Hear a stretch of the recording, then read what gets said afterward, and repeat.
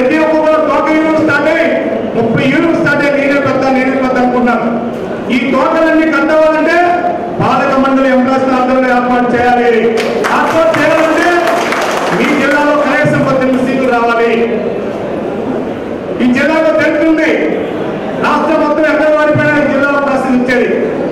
తెలంగాణ ప్రభుత్వం రాష్ట్ర మొత్తం దూసుకెళ్ళిపోతే ఈ 1, 2, 3 జిల్లాల వల్లనే మనకు రాష్ట్రం వచ్చిన పరిస్థితులు కూడా మనకు గుర్తున్నాయి. మన కలరు ఈ మధ్యకాలంలో మీ జిల్లాలో చాలా ఉత్సాహంగా డిపో కంపెనీలు పనిచేస్తున్నారు. అదే ఉత్సాహాన్ని కంటిన్యూ చేయండి.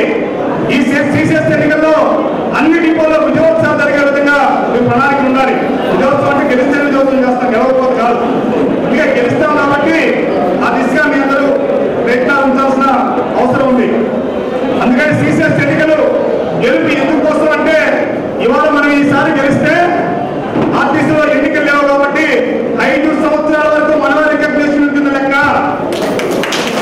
ఈ గెలుపు ఇప్పుడు ఎంప్లాయీస్ కార్మికుల నుంచి రాష్ట్ర అధ్యక్ష ప్రధాన కార్యదర్శి వరకు ప్రభుత్వం దగ్గర యాజమాన్యాల గౌరవం దక్కుతుంది.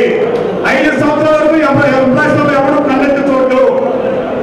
మన యూనియన్ నిర్మాణ పరంగా ఇంకా బలపడుతుంది, మన యూనియన్ సంఖ్యాబలం పెరుగుతుంది.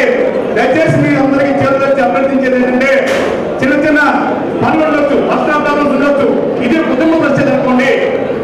ఇది ఎంప్లాయీస్ కుటుంబం, మన కుటుంబం ఎర్రజెండా కుటుంబం. ఈ కుటుంబం గౌరవాన్ని కష్టాలు ఉన్నప్పుడే నాయకులు పనిచేయాలి, కష్టాలు ఉన్నప్పుడే కార్యకర్త పనిచేయాలి.